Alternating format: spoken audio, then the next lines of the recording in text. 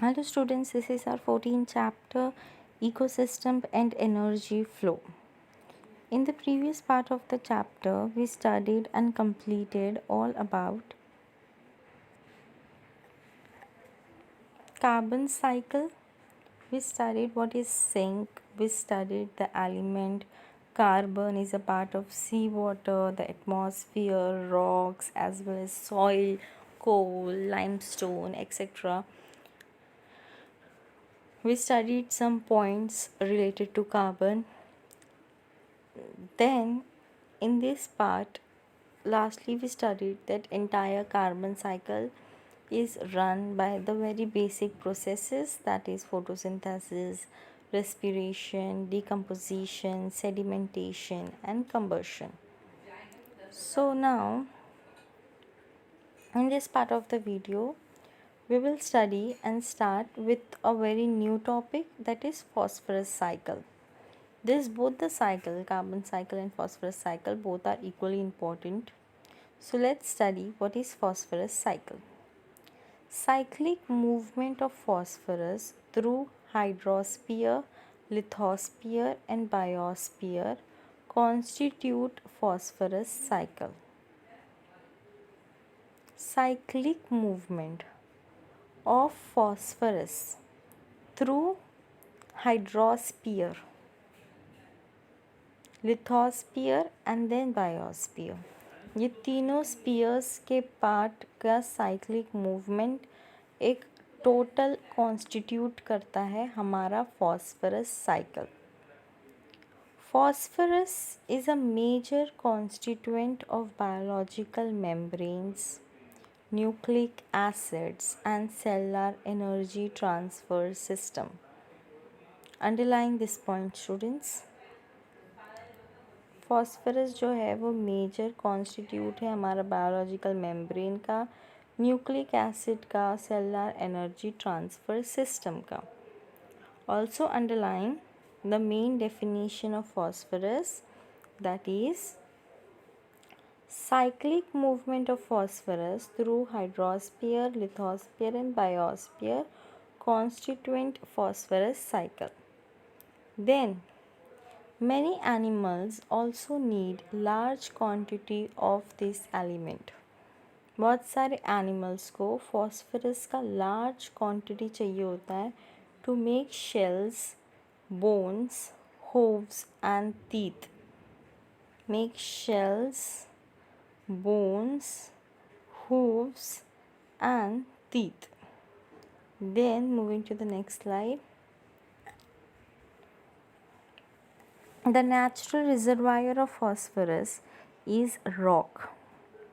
Rock से phosphorus मिलता है, which contain phosphorus in the form of phosphates. When rock are weathered, minute amount of this phosphate dissolve in salt solution. जब rocks weathered means जब वो लोगों को कोई वेदर की वजह से रॉक में आ जाते, कोई वेदर में रॉक्स आ जाते हैं, तो minute amount of this phosphorus dissolve in soil solution and then it is absorbed by the roots of the plant. Clear with this? Herbivores and other animals obtain this element from plant. Herbivores हो गए या दूसरे animals including we human need obtain this element from plant. The waste product and the dead organism are decomposed by phosphate solubilizing bacteria releasing phosphorus. Waste product हो गया या तो dead organisms हो गए, ये सारे डिकम्पोज होते हैं by phosphate solubilizing bacteria that release a phosphate. Underline this point. Phosphate solubilizing bacteria that release phosphorus. Unlike carbon cycle, there is no respiratory release of phosphorus into atmosphere. जैसे हमारी carbon cycle in the form of CO2 release हो जाती है in the atmosphere, वैसे ही हमारी phosphorus cycle no respiratory release of phosphorus into atmosphere, हमारी phosphorus cycle उस तरीके से रिलीज़ नहीं होती. There are two major differences between carbon and phosphorus cycle. दो बहुत ही इम्पॉर्टेंट मेजर डिफरेंसेस है कार्बन और फॉस्फरस साइकिल के बीच में. Atmospheric input of phosphorus through rainfall are much smaller than carbon input. जो एटमॉस्फेरिक इनपुट है फॉस्फरस का थ्रू रेनफॉल, अब रेनफॉल में सबसे मेन चीज़ जहाँ पे हमें फॉस्फरस मिलता है वो है रॉक. जब ज़्यादा बारिश होती है तो रॉक के जो स्मॉल स्मॉल पार्टिकल्स है वो उस प्लांट में आ जाते हैं और फिर we get the phosphorus. But atmospheric input जो है, मतलब एटमॉस्फेयर में फॉस्फरस कितना होता है through rainfall, are much smaller than carbon input. ये बहुत ही स्मॉलर मतलब कम अमाउंट में होता है. और सेकेंड डिफरेंस है exchange of phosphorus between organism and environment are negligible as compared to carbon. It is can also be negligible मतलब कभी कभी नहीं भी हुआ तो भी चल जाता है. बट कार्बन का ऐसा नहीं है, कार्बन तो चाहिए ही चाहिए, it is important. Unlike carbon and nitrogen, phosphorus is always in short supply and hence act as limiting factor for the plant growth. Sudden influx of phosphorus in the form of agricultural runoff or industrial effluents rich in phosphate content lead to eutrophication in water bodies. Limit sudden influx means कुछ ऐसी changes phosphorus की in the form of agricultural runoff. In which form? In the form of agricultural runoff or industrial effluent. Agricultural run off और industrial effluent ये सारे बहुत ही rich होते हैं in phosphate content and therefore they lead to eutrophication in water bodies. Eutrophication क्या है? Eutrophication is due to over growth of algae at the instance. Eutrophication is due to overgrowth of algae at the instant of high phosphorus. क्यों हो रहा है ये? क्योंकि इसका phosphorus का जो कंटेंट है वो बहुत ही हाई है. Dissolved in water. The overgrowth of algae kills or harms the aquatic life. अगर algae का overgrowth ज़्यादा हो गया तो हमारी जो aquatic life है वो या तो kill हो जाएगी या तो मर जाएगी, वो बहुत ही stake में आ जाएगी. Because algae are not good and because of this industrial effluence and agricultural runoff, ये क्या है? जो वेस्ट प्रोडक्ट्स होते हैं, industrial effluents means waste product of industries, और एग्रीकल्चरल रन ऑफ के भी जो वेस्ट प्रोडक्ट होते हैं, ये सारी चीज़ें फॉस्फेट कंटेंट बहुत ज़्यादा होता है ऐसे पानी में. तो अगर ये लोग जब वाटर बॉडीज़ में रिलीज़ करते हैं तो वहाँ पे हो जाता है यूट्रोफिकेशन. यूट्रोफिकेशन क्या है? Eutrophication is the over growth of algae at the instance. This is clear.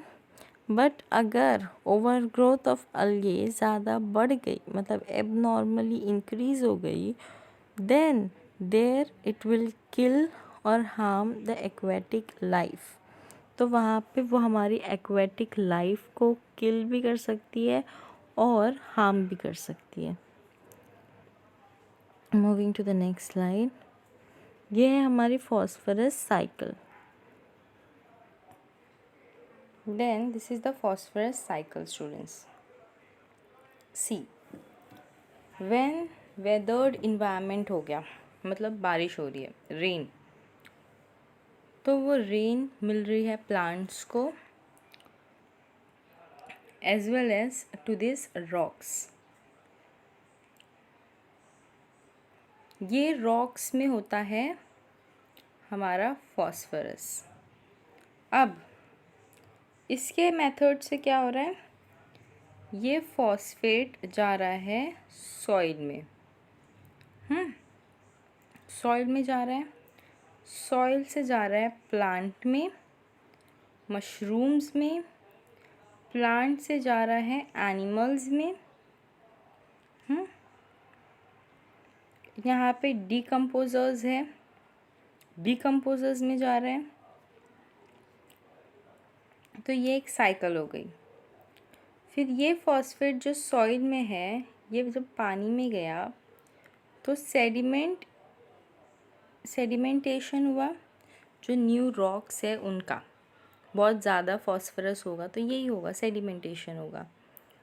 फिर उसके बाद ये देखो, सॉइल जो चाहिए ओशियंस को वो मिल रहा है फॉस्फेट इन सोल्यूशन, और जो ज़्यादा सॉइल है उसका सेडिमेंटेशन हो रहा है। एंड देन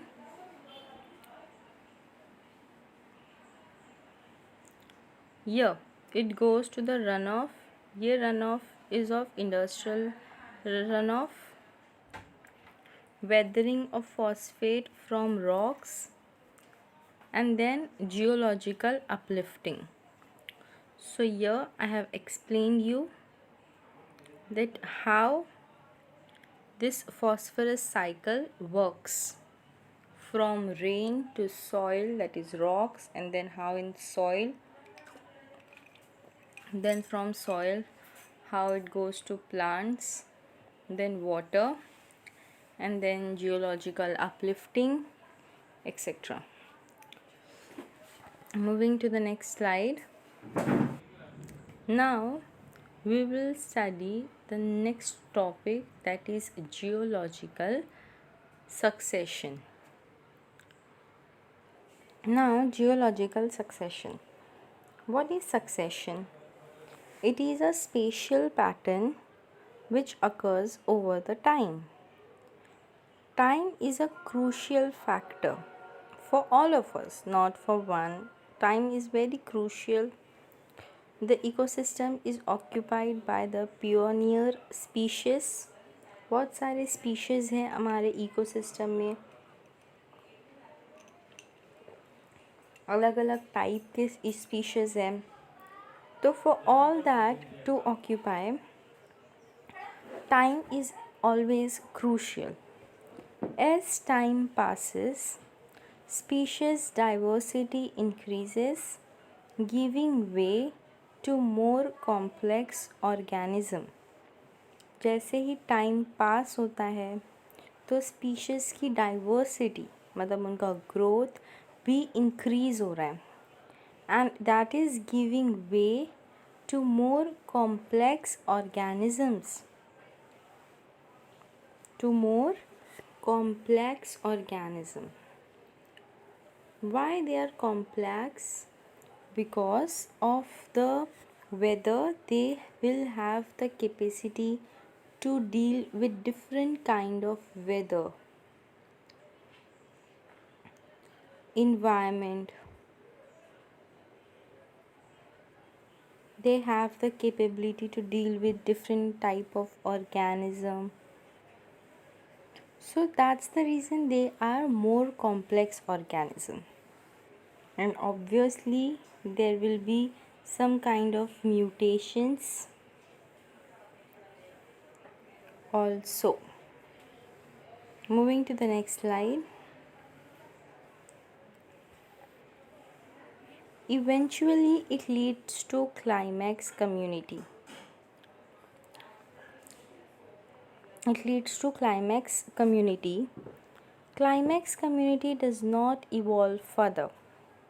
क्लाइमैक्स कम्युनिटी क्या होती है?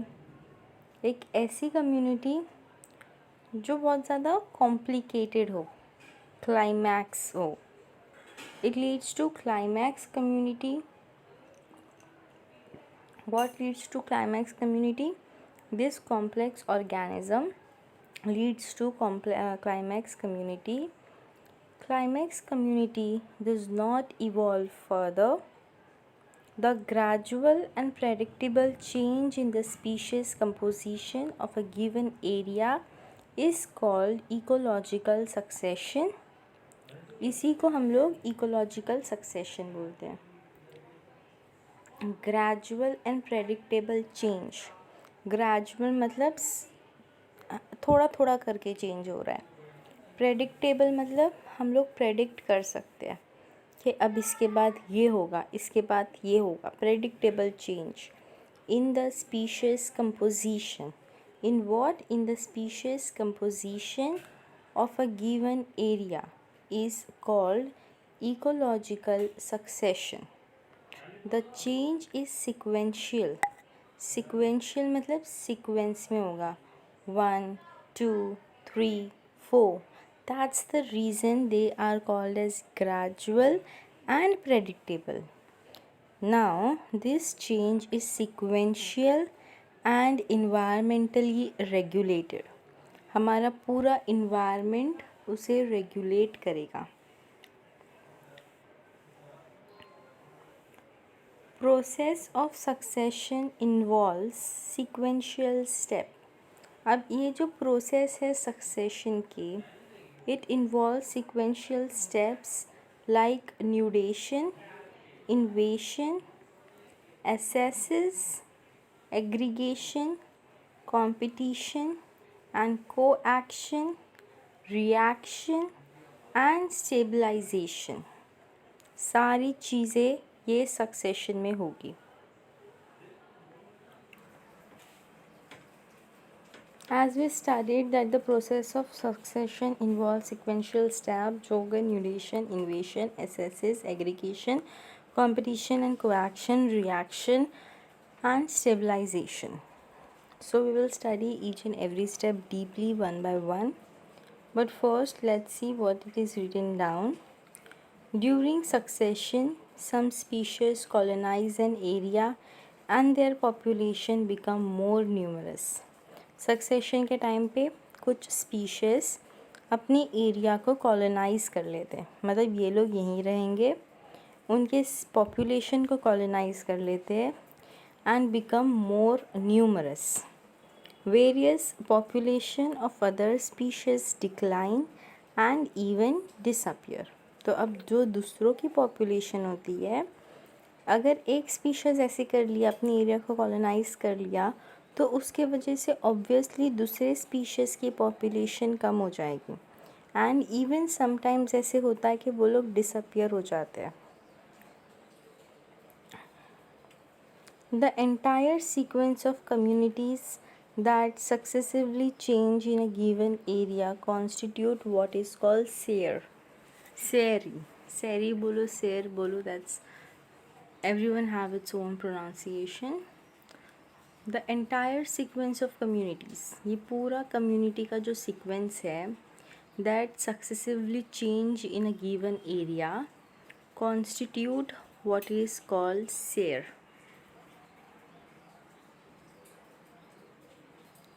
What is sere का क्वेश्चन आएगा students.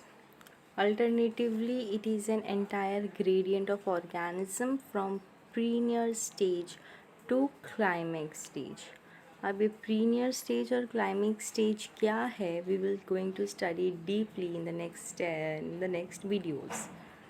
So students, let's see. First we have studied that what is nudation, जो कि हमारा फर्स्ट स्टेप है in the process of succession. Sequential step में फर्स्ट स्टेप आता है हमारा न्यूडेशन. न्यूडेशन में क्या होता है? This is development of bare area without any form of species. मतलब पूरा बेयर एरिया था, वहाँ पे कुछ नहीं था, एकदम न्यूड एरिया था. वहाँ पे क्या हो रहा है? डिफरेंट स्पीशीज़ का डेवलपमेंट हो रहा है. न्यूडेशन में occur due to topographic, climatic and lastly biotic. Moving next is invasion. Invasion is the successful establishment of a species. मतलब अब सक्सेसफुली वहाँ पे स्पीशीज स्टैब्लिश हो गए इन अ बेयर एरिया। इसी स्टेज को हम लोग पियोनियर ऑर्गेनाइजेशन या ऑर्गेनिजम्स भी बोलते हैं। वहाँ पे सक्सेसफुली स्टैब्लिशमेंट हो रहा है स्पीशीज़ का, उसे हम लोग पियोनियर ऑर्गेनिजम्स भी बोलते हैं। इन्वेशन इंक्लूड 3 स्टेप: माइग्रेशन, एक्सेसिस का मतलब है स्टेब्लिशमेंट, एंड देन एग्रीगेशन। ये हो गया हमारा इन्वेशन। Moving next is competition and coaction. Due to aggregation of a large number of the species, large number of species का aggregation हो रहा है, मतलब they are getting aggregated at a limited place. There develops competition for space and nutrition. वहाँ पे space और nutrition के लिए कंपटीशन होगा, तो ये हो गया competition and कोएक्शन।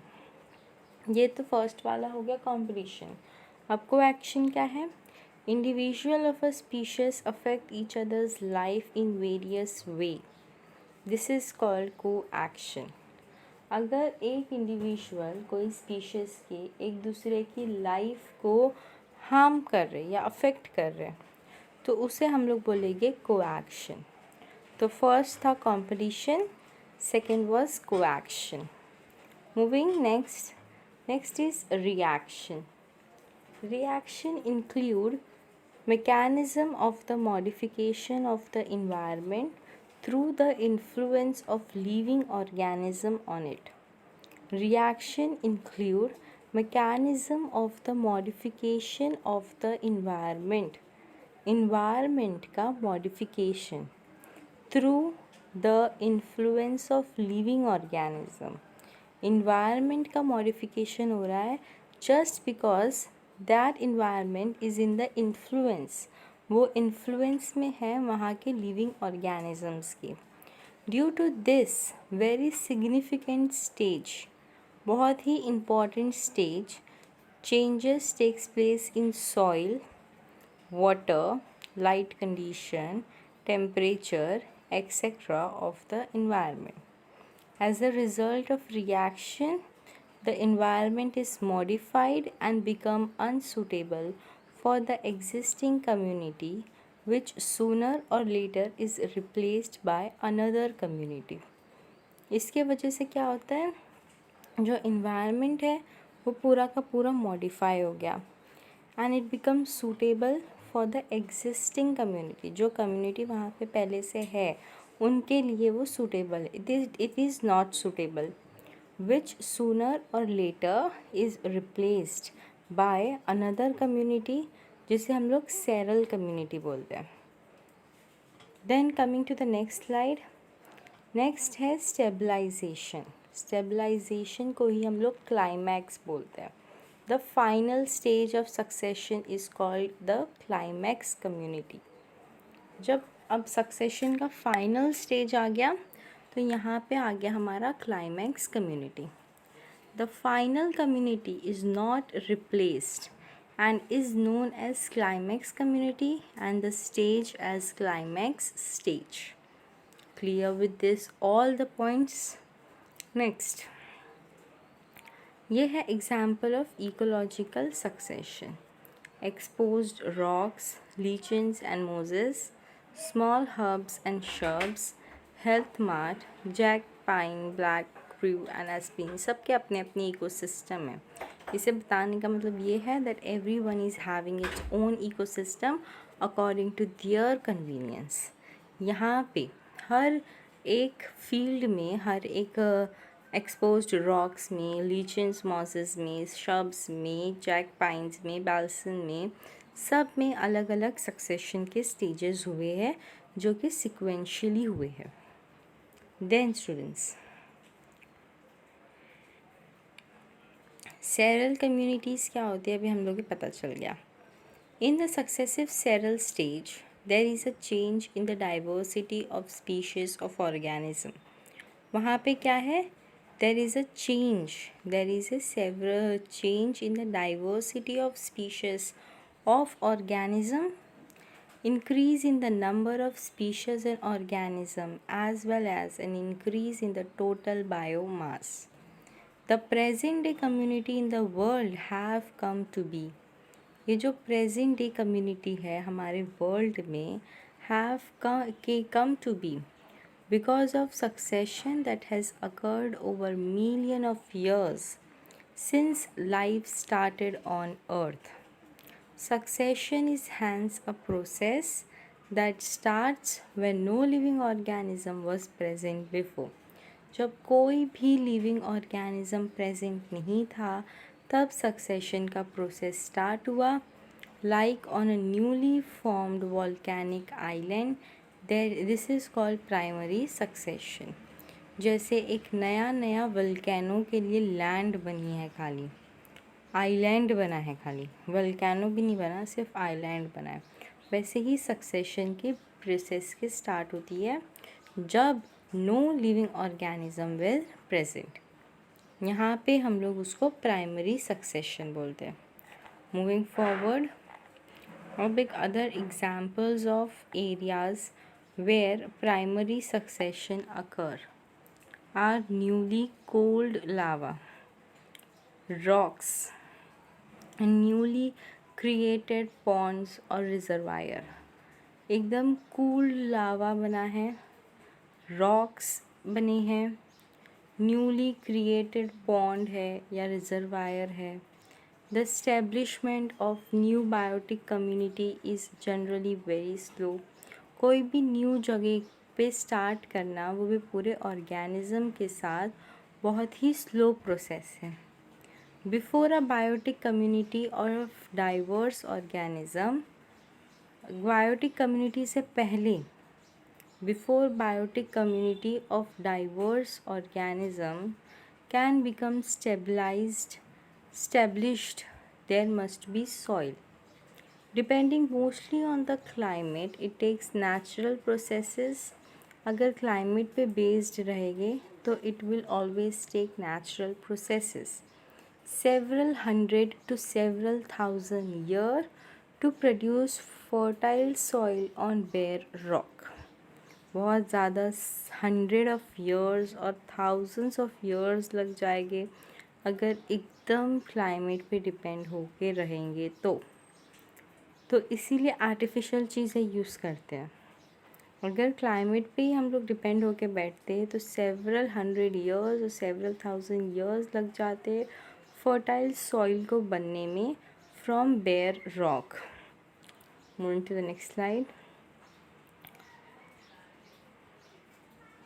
Secondary succession begins in area where natural biotic communities have been destroyed. Secondary succession begins हो रहा है in an area जहाँ पे natural biotic communities जो है वो पूरी तरीके से destroy हो रही है, such as in abandoned farmlands, burned or cut forests, forest lands that have been flooded etc. पर हम लोग ने अभी देखा प्राइमरी सक्सेशन क्या है, वैसे ही सेकेंडरी सक्सेशन है. सेकेंडरी सक्सेशन बिगिन होता है in area where natural biotic communities have been destroyed. जहाँ पे नेचुरल बायोटिक कम्युनिटी पूरे तरीके से डिस्ट्रॉय हो जाती है, such as in abandoned farmland, burned or cut forests, lands that have been flooded, etc. Since some soil or sediment is present, क्योंकि वहाँ पे कुछ soil और sediment present होती है, succession is faster than in primary succession. Primary succession से ज़्यादा fast होता है secondary succession. Description of ecological succession usually focuses on changes in vegetation. अगर हम लोग ecological succession को describe करेंगे तो वो इकोलॉजिकल सक्सेशन मेनली सिर्फ वेजिटेशन पे बेस्ड है। वेजिटेशन मीन्स कैसे उनका ग्रोथ होता है and all. However, these vegetational changes in turn affect food and shelter for various types of animal. अब ये जो vegetational changes है that occur, that takes place food and shelter for various type of animals. Thus, an successive period, I'll repeat again. However, these vegetational changes in turn affect food and shelter for various types of animals. Thus an succession precedes the number and types of animals, and decomposers also change at any time during primary or secondary succession. Natural or human induced disturbance, that is fire, deforestation, etc., can convert a particular several stage of succession into an earlier previous preceding stage. कोई भी time पे at any time during primary or secondary succession, primary और secondary succession के कोई भी time पे natural और human induce disturbance, ऐसा कोई सामान डिस्टर्बेंस है जैसे नेचुरल या फिर वो लोग मिलके कुछ ह्यूमन को इंड्यूस कर रहे हैं या नेचर को इंड्यूस कर रहे हैं, जैसे कि फायर लगाना हो गया या डिफॉरेस्टेशन हो गया etcetera, can convert a particular cereal stage of succession to an earlier previous preceding stage. Also, such disturbance create new condition. ऐसी disturbance एक नया condition बनाती है that affect some species, encourage of eliminate other species. Also, such disturbance create new condition that encourage some species and discourage or eliminate other species. ये हो गया हमारा secondary succession. Moving to the next slide. Succession of plants. Plants में succession कैसे होता है?